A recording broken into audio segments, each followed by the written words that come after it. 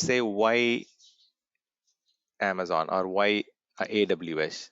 Because we have other competitors, right? I already gave some pointers that they are the market leaders. They have got a lot of customer base now, and they are the fast growing. A lot of people are experimenting. There is a lot of growth opportunity. So all those things are fine. But then, right? Amazon, they are not a IT provider, or they are not a kind of IT company when they came into this journey. So they were a kind of e-commerce company, electronic commerce company.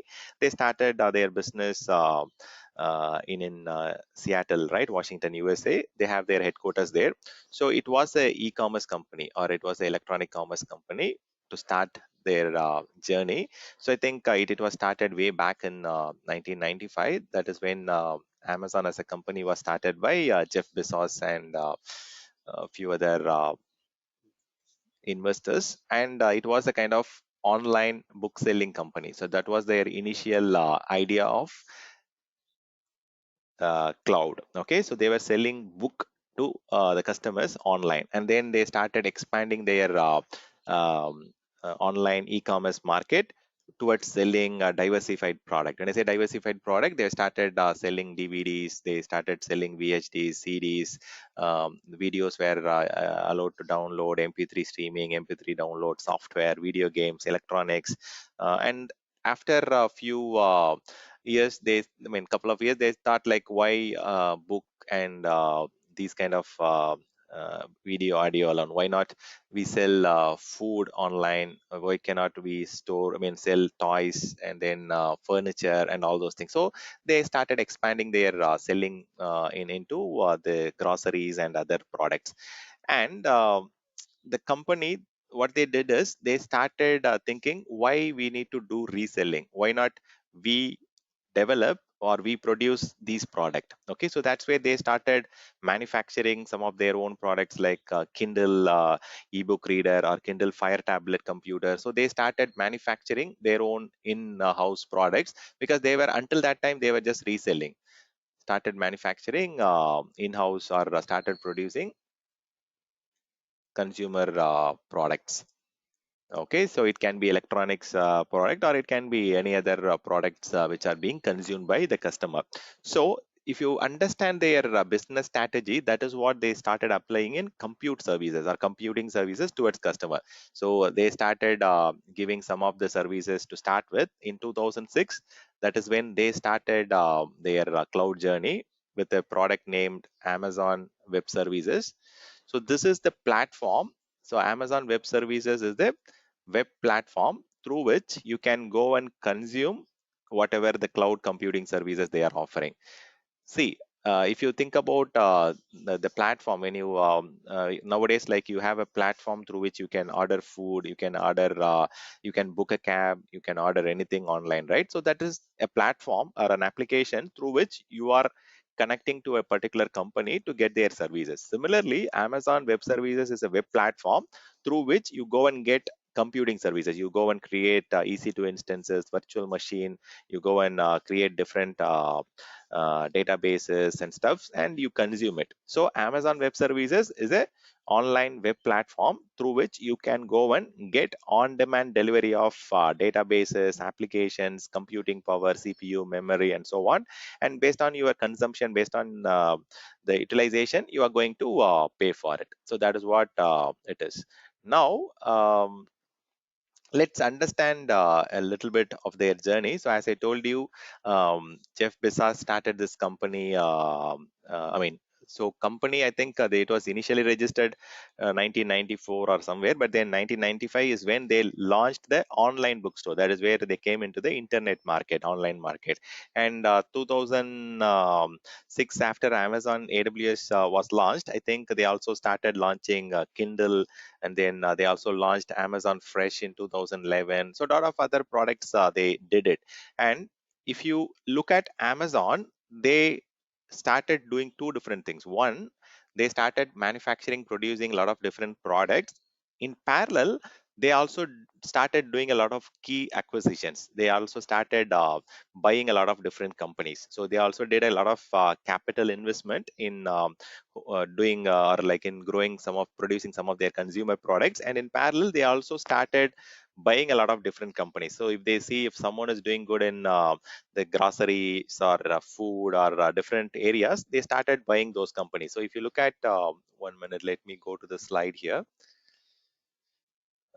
Let me just, yeah. So if you look at here, they started doing a lot of acquisitions. On the left, you can see starting 1998, they started doing a lot of acquisitions. In 2017, they did the biggest acquisition, right? The Whole Foods was acquisition. They were a very good competitor, and this is the boldest acquisition in the food industry or the market. So they started buying. They have been buying every year a couple of companies over the period, and that is how they also grown. Okay, so people might be thinking companies like Microsoft and IBM, they are the only one who are acquisitioning, but it's not the truth. Okay, so even Amazon has been doing a lot of acquisitions over the past, and that is the reason they are the leader. So if they see someone is going better, or if some product is good, they will go and invest and get those. They will purchase it. See, Alexa was a different company, Audible was a different company, but now they will completely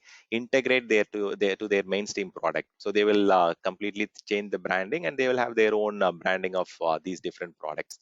So that is how it is. So it's like they have been doing a lot of acquisition. They have been doing a lot of manufacturing on their own, producing the consumer product.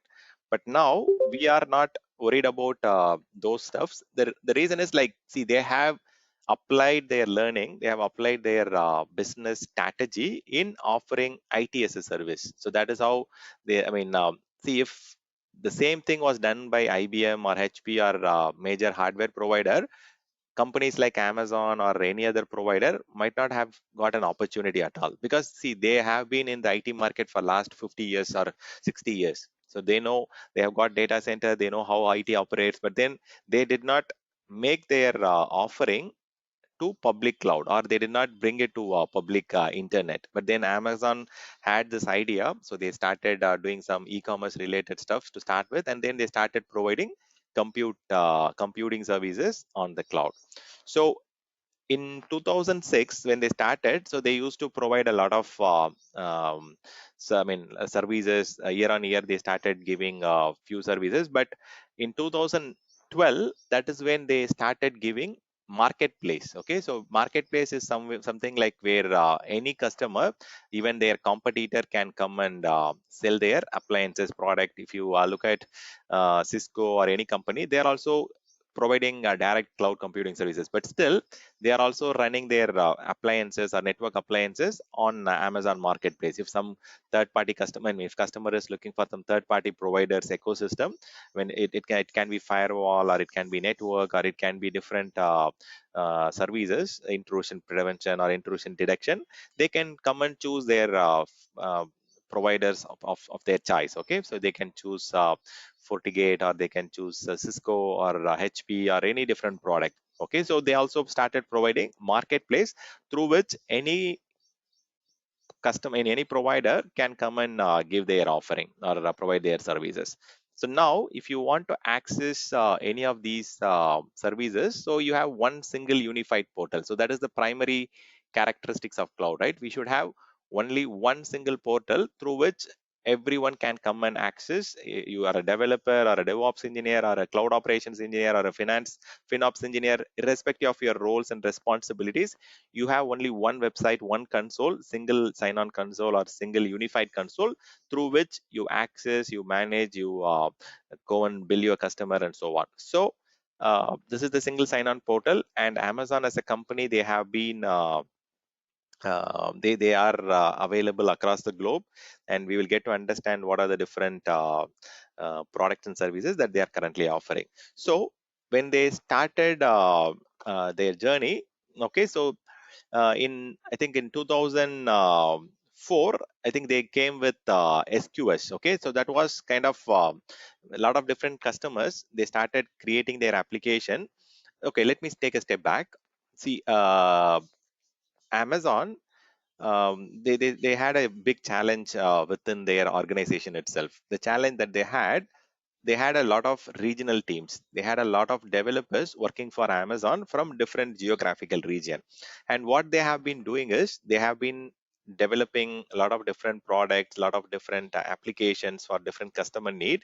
And there has been a lot of silo between these different regional teams. And whatever the code that they are developing or the application end product that they are developing, the developers has been storing all these stuff in different regional locations or different local repositories. So which means they were not having effective reusability, or they were not having better collaboration. So Amazon as a company, they asked couple of their engineers to go and see how we can improve the reusability and how we can improve the collaboration between different developers.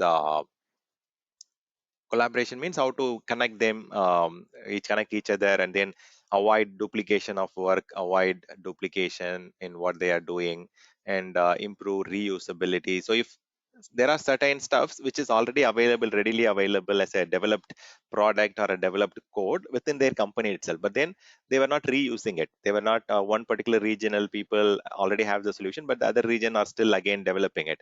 So they primarily deployed a couple of engineers to go and see how we can improve all these things. Then those engineers suggested that we should integrate this team, or we should make this team collaborate on a public internet platform where they can check in their code, where they can share whatever documentations that they are doing, and so on. So initially in 2003, even before the Amazon Web Services launched in 2003, a lot of design documents, artifacts, code, whatever they are developing in terms of application and stuff, all these stuffs were made accessible for their Amazon employees over the public internet.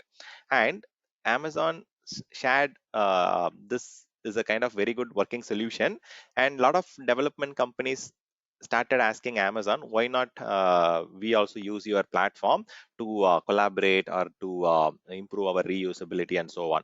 And initially what Amazon did is they gave a product called queuing service, SQS, simple queue service. This is very much similar to your IBM MQ or host integration server, where you can integrate multiple business application, business to business, B2B application, or business to consumer application. You can send lot of data between application using this queuing mechanism or queuing technology. So I mean, see, for example, if you are going and booking a pizza, like it has to first, you have to place the order, and initially like it has to go to the third party payment industry or payment card vendor to confirm whether you have paid. And then once after you get the payment confirmation, then it has to send it to another application where it has to be processed, and the product has to be manufactured, or like, I mean, it can be, I mean, I was talking about pizza, right? So they have to kind of get that ready, and then they have to deliver it back. So these are all different applications talking to each other, and there should be a kind of queuing mechanism, online queuing mechanism. So SQS was introduced. Simple queuing service was initially launched by Amazon as a separate product. Then after that, in 2006, Amazon Web Services was launched, and uh, after that there has been a lot of products. Like in 2006, that is when we got EC2, S3. EC2 is nothing but their Amazon virtual machine. They call it as EC2 instance, and S3 is their online object storage. S3 bucket is what we create to run these things. And I think in 2009 is when they gave or came up with RDS, relational database. So if you thought like this is the first service, no, this is not the first service. In 2004 itself, SQS was launched even before Amazon Web Services was available for general public. So SQS was made available only for some development companies and some development organization which was doing application development and integration with different companies. And in 2010, that is where they also reached a biggest benchmark. 1 lakh, or at least close to 2 lakh employees or developers were signed with AWS to use their different services like RDS, EC2, SQS. So all these services were heavily used. Around 1 lakh 80,000 developers signed into AWS platform to work with a lot of different activities. So customer base started increasing in 2010. This is when parallelly Azure was also launched. But then when Azure was launched in 2010, it was launched as a product called Windows Azure. So they made a big mistake again. Okay, so they did not target the open source product. When Microsoft Azure was launched, they just gave only Microsoft Windows operating system, Microsoft .NET application. They gave only Microsoft SQL database. But then Amazon did not have any inbuilt or homegrown product in terms of operating system, database, or hypervisor. They have been just doing a reselling work. They have been using or leveraging the top providers product in the market, and they have been just allowing customer to use them. But then if Microsoft initially started with an idea of open source concept, when I say open source, like how Amazon is offering, right? Amazon, in AWS, you can go and get any Linux flavor, you can get any open source monitoring tool or product or whatever is the customer interest. They will allow them to kind of host it. They will kind of allow them to use it. Whereas Microsoft made a mistake in 2010. They started the cloud journey just with the name Windows Azure. See, with the name itself, the branding itself is a kind of problem there, because it was not named as Microsoft Azure. So if it was just Windows, then again customer did not see a real value add. When I say customer did not see a real value add, see, they will ask a question, right? Currently they are running on Windows in their on premises, and if they are migrating to Microsoft data center, only thing is they are reducing their on-premises footprint. There is no other major advantage. Okay, instead of just moving their systems from one data center to another data center. So only if they are trying to use some open source product or some latest technologies, they will be able to get a lot of latest benefits, features, and functionalities. So Amazon, I mean Microsoft, until 2014, they did not change anything there. So when Satya Nadella took over the cloud portfolio, he rebranded it. Okay, so he rebranded it to Microsoft Azure, and he started allowing every open source product, because see, in 2012 itself, Amazon took that lead. Okay, so they took the lead to allow marketplace where any customers, even Microsoft, can come and sell their product in Amazon Web Services. So that's where they gave 4 years lead time for Amazon to take the lead in the public cloud market. So if Microsoft was launched in a way which supports open source and Linux and all those stuffs in 2010, Amazon might not have been the leader currently. Instead, Microsoft should have been the leader. Okay, so that was a big investment that Amazon did, or they had a very good idea, game plan. And in 2011, Amazon released their data center footprint. Okay, so when they released their data center footprint, the company's Amazon data centers footprint was 6 times bigger than all the other competitors' data center put together. So when you add all the other providers like IBM, HP, Microsoft, Oracle, all their data center together, Amazon data center had a data center footprint of 6 times larger, 6 times higher investment data center. So Amazon, when they started the 2006 journey, the 5 years they have been silently investing on expanding their footprint or expanding their data center, because they did not have data center across the globe, unlike IBM or unlike Microsoft or Oracle. Those companies had different physical data centers across the globe because they have been into the IT market. But then Amazon did not have their data center presence, but they invested a lot of money for the first 5 years in expanding their data center footprint. It was 6 times bigger than all the other competitors data center put together. IBM, HP, Microsoft, any provider you call about, you just add all their data center size, it was 6 times larger. Amazon Web Services data center was just single-handedly outweighing all these data centers put together. So they invested a lot of money in data center expansion.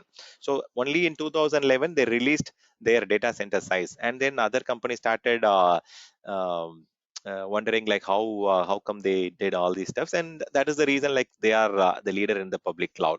So now in I think in 2012, when they did the marketplace, they also started coming openly to the market. In 2012, that's when they started the reInvent also. So that is the largest IT forum, right? Where different companies and partners and resellers can come and participate. So that reInvent conference was launched in 2012, and then they started collaborating with different partners. So they have got 50,000 plus partners, resellers across the globe now, and even when it comes to examination, right, whatever the certification that we are planning to appear. So here I think we are going to cover cloud practitioner, cloud solutions architect associate, and sysops administrator associate, right? So these are the three certifications that we are focusing. So these certifications exams were launched in 2013 only. So they did not think about making money on cloud certifications or engineering related stuffs until this time. But then Microsoft, when they launched the product, they started having a certification for against all of those offering, and they have been doing it even before that, right? Even before they came to the cloud market, they have been having a lot of certifications for this Microsoft operating systems and other different products that they are offering. So in 2013 only, they started launching their exam certifications. And then we had very few certification to start with, and then now we have a lot of different specialty certifications and professional certifications. So when they initially launched, they had only the practitioner and one or two associate level certification. Now they have at least 15 to 20 different certification. So Amazon has been doing a lot of investment in renewable energy, and they have been doing a lot of stuffs in sustainability and so on. And AWS revenue become $6 billion in 2015. So at that time, no one was even half the, I mean, making half the revenue. Okay, so 6 billion was a huge amount in terms of revenue per year per annum. Okay, so 6 billion revenue was the AWS revenue in 2015 itself. So they had a very good revenue outcome because they invested in data center footprint. They started getting that money back in terms of revenue in 1 year. This is when it had a very big customer. See, they started this reInvent, they started marketing, they started showcasing their customer base, and automatically this year was the biggest year for Amazon and Web Services as a company. In 2015 to 2016, they exactly got double, 13 to $14. Sorry, almost 13, or I'm not sure the exact number, but it should be 13 billion or 14 billion revenue in just 1 year. Okay, it got double because like they came to the marketplace, they came to meet different partners and customers and stuff, and customers started adopting cloud. So that is the reason people started understanding that cloud is a lot of business. After 2016-17 time is when people started exploring more about cloud. That's the reason last 4 5 years we have been discussing a lot of clouds and stuff. And after 2016, in 2017 they started investing a lot of money on AI, or artificial intelligence and other technologies. And in 2018 they started having a specialty on ML and IoT and so on. So they have been expanding their product, they have been improving their business intelligence services products and so on. So there has been a lot of other products in when it comes to Amazon was launched in parallel. See, in 2011 I think they also launched what is that, the Elastic Beanstalk platform as a service, app services, right? Microsoft has this app services, but AWS has got that Elastic Beanstalk, which is nothing but web application as a service. So they also launched that. That is also a good successful launch in 2011. And we can keep on listing. Okay, in 2012, if you ask me, like I think the products like NoSQL DB was very popular. Redshift cloud warehouse, data warehousing was popular. Data archiving was popular. So they were focusing more around data in 2012 that time. And in 2016, they also started understanding that we need to provide function as a service. So some customer want to run some batch jobs or some short-term activities. So they launched this Lambda, which is Azure, I mean Microsoft Azure function. This is the equivalent product from Microsoft Azure, but Lambda is was very popular these days. Okay, so this is the quick history. So AWS platform was kind of announced somewhere between 2003, 2004. So they announced it, but then officially it was launched in 2006. And even before that, as I told you, in 2004 itself, we had this another SQS product and stuff. And they also had one more stuff in 2009, I guess. They also have this virtual private cloud concept. 2012 Amazon reinvent. Yeah, I think this is fine. This is the data. And in 2017, they had 100 plus products and services in their offering in 2017 itself. So, and in 2018, see, they started doing a lot of machine learning and stuff. That was one important stuff, which become an interest of even the Pentagon. Okay, so Pentagon, you know, right, how secure, how important it is for US. So they had a contract with Pentagon in 2018. So even government agencies and a lot of different US military services started thinking about running their services on public cloud or at least on the cloud platform. So since their inception in 2006 or 2004, 896 new services has been released and being extensively used, and they are releasing year on year at least 30 to 40 products and services. Let me just show you that. Just a second, where exactly it is. Think somewhere you can see that. Yeah, here.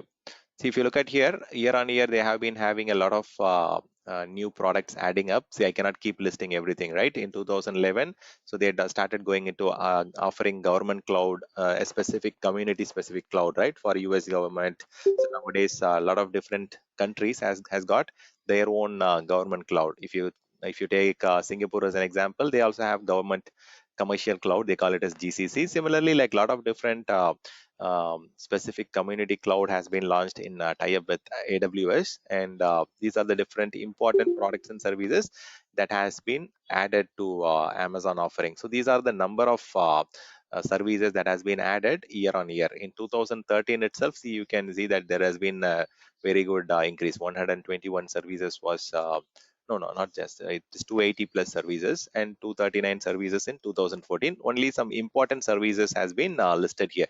I mean, see, whatever Amazon did, it was a kind of success for them.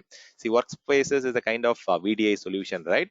And see, they started coming up with this idea in 2013-14 itself, but then pandemic was like just 3-4 years back, right? So even they had this offering available few years back. So this is how it is. And when there is more adoption, when customers are using AWS services more, the price will significantly come down, because some people will think over the period cloud might become costlier or cloud might become see, it is a competitive market.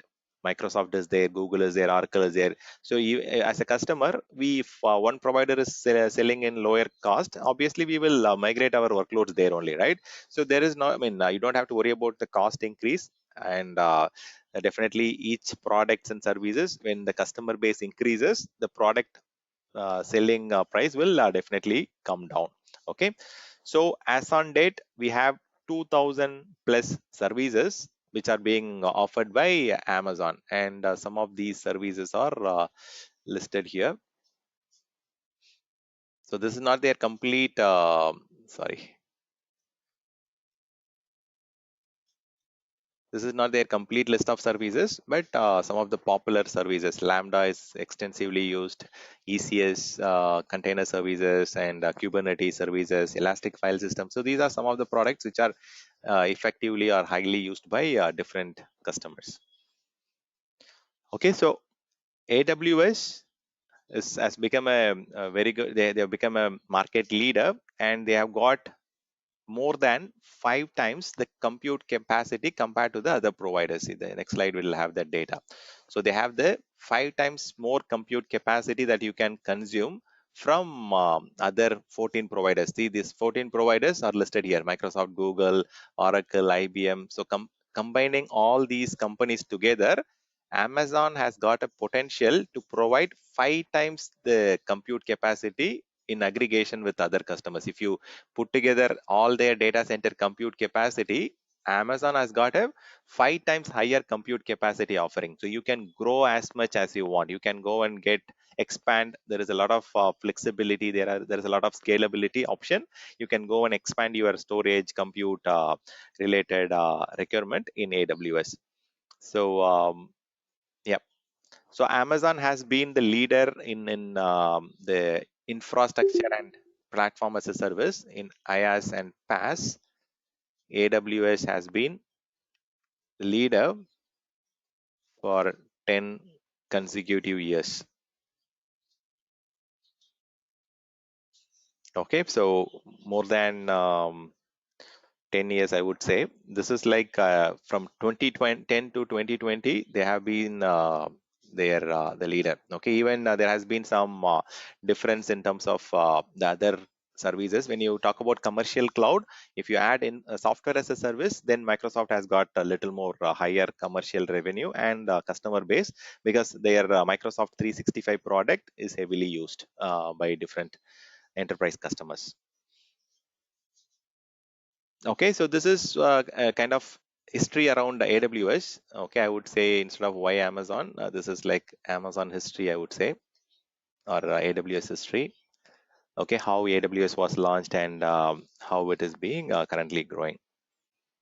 Okay, so now let's also look at what are the different enterprise companies or government agencies which are using AWS across the globe. If you look at the list of customers, see a lot of Fortune 100 companies, or a lot of Fortune 500 companies, they are all using Amazon Web Services for running. So if you think about different companies like Shell or Samsung or Pfizer or Unilever, they are all very big Fortune 100 companies, right? They are very huge in terms of revenue. They are making a lot of business. So all these are customers or enterprise customers of AWS. And even you have a big list of government agencies. Okay, so these are all different government agencies from different locations like Switzerland, US, Canada, and so on. So all of these government universities or organizations are running their services on AWS platform. Okay, so some other additional enterprise customers, even Netflix as a customer, they are running on AWS. So they are the largest video streaming company, right? And biggest telecom providers like Vodafone, Nokia. So they are also running on AWS. And if you look at here, not just for the enterprise company, even a lot of startup companies, anyone who is successful in making a business like Airbnb or Reddit or GitLab or any companies who are all startup companies, they have also started their journey on AWS platform, and they have been a big success. And it is also proven that even startup companies can um, get into a good state starting their journey on AWS. See, as on date, there are around 6,000 active AWS customers running their SAP workload. See, the reason that we are talking about specialized workload, people are thinking that we can only run small business applications and only latest technology product. It is not the case. Even SAP as a product has been used by different customers, and it is a kind of traditional product, right, which has been consumed by different customers. So now if you look at here, a lot of companies are running their SAP workload like Bose or Kawasaki or Amway or for different large providers across the globe, they are running their products on, SAP product on AWS platform. Even there is a lot of SAP hosting that is happening. See, look at the names: Verizon, Siemens, Virtusa, even some IT companies are also running their services, SAP function on AWS. It is not just only the business application. Again, some more cosmetic slides. Okay, so let's see. So now, going into the cloud, people will think about the downtime, right? So based on the study by, again, one more top analyst firm, IDC, they are saying coming to the cloud, the availability has improved. the downtime has reduced by 72%. So customers are getting benefit, their availability SLA is getting improved. And you can see that especially when customers are going with a long time contractual agreement with AWS or Microsoft, they are getting better revenue thing, and they are getting a very good payback in the public cloud. If they are doing an investment in their on premises, compared to that, they are getting a very high savings coming to public cloud. So yeah, so as of now we are at 10:40, right? Just a second, we will see what we can do now. So now we have to start thinking about what are the different offering we have in AWS, and we will just get into the console shortly. So before getting into the next topic, any questions before getting into the AWS offering and AWS foundation services and so on? Any questions so far? Hi, Stan. This is Yeah. Vinesh here. Yes, Vinesh. We spoke about the government cloud and Yeah. the public and the Mhm. private cloud, right? So, is government cloud anything difference from the other clouds? Like, is there any characteristics difference, or Mhm. Mhm. any kind of an special Mhm. properties that possess, or Okay. how it is? Sure, sure. So see, when it comes to government cloud, the characteristics will remain the same. Okay, but then the access mechanism, for example, I was talking about a couple of examples, right? One is like the AWS cloud themselves. So, for example, AWS US Gov Cloud.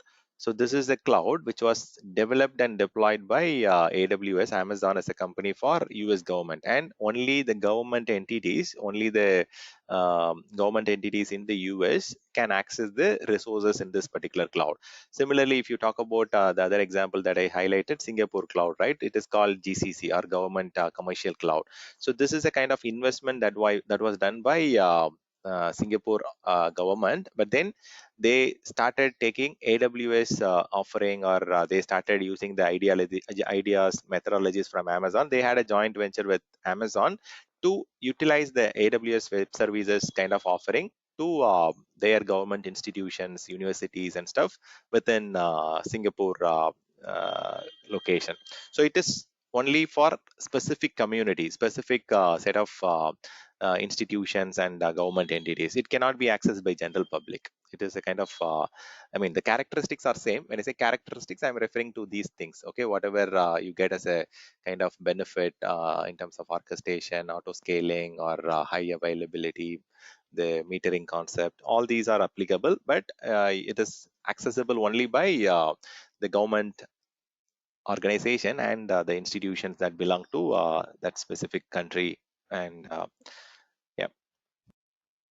So, I mean, even this we can control. For example, if I'm running some applications or infrastructure on a cloud, I can control those using IAM, right? So, how this is different from the other thing that still I'm unclear about that. Okay, okay, come again. You referred to IAM, right? Are you talking about identity and access management?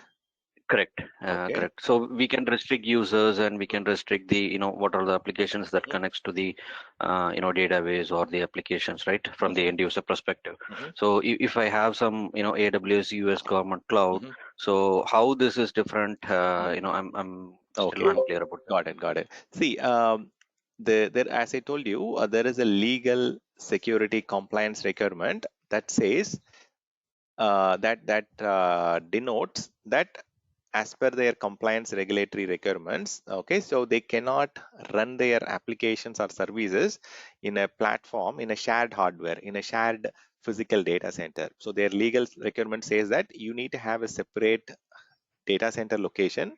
You need to have a separate physical server or storage, which is only having, I mean, at the physical level also, it want to be, I mean, they want to have an isolation. So not just at the logical level, not just providing access or segregating them in terms of access management or identity creation.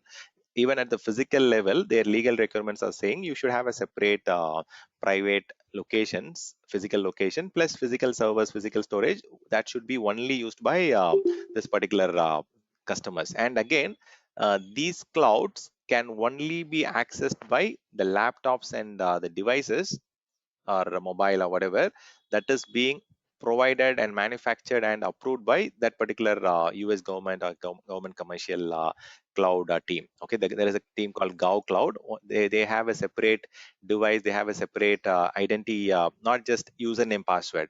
On top of that, we need to have a separate USB key kind of thing, which has to be inserted, and without their fingerprint, they cannot log in. That device is manufactured and specially purpose built to access it. See, that's where I told you right here, when it comes to identities, accounts, and which devices can access, all these things are driven by the customer. So in this case, there is a lot of restriction that is being applied or implied by the specific government entities. They have full control on, because this is owned by it was the investment by the government itself. Okay, even though they took the idea and the strategy from third party cloud provider, they had invested here and they had full complete physical isolation and control.